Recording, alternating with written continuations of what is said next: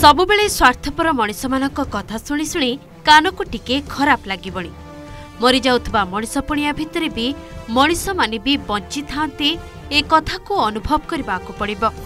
सेई कथा टिकक पई आजिर ए भिडियोटी दृश्य गोटे हॉस्पिटल एनआईसीयू रो सिक न्यूबॉर्न केयर यूनिट बा असुस्थ नवजातक पई निर्धारित गृह जोठी जन्म हेबा परे असुस्थ शिशुमानकु रखा जाए।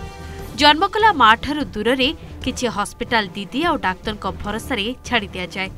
एठी भी ठीक सेया होईछि, किंतु एहारी भितरे भूकंपर झटका अनुभव होईछि।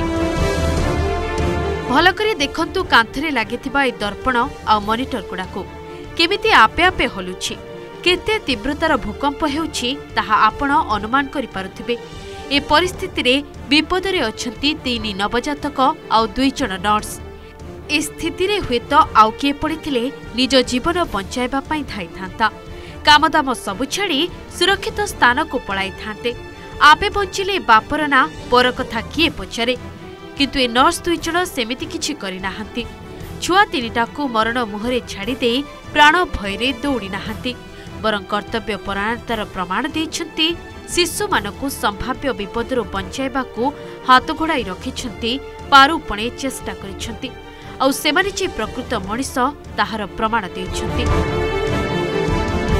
घटना हेउछि रविवार संध्यार।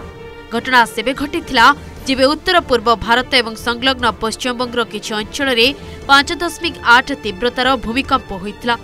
भूमिकंप जोगु लोकमाने जीवन बंचाइबा पई भयरे घर बाहर को दौड़ाकू लागिले।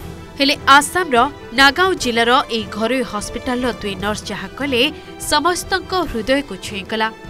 Bureau report, Odisha reporter.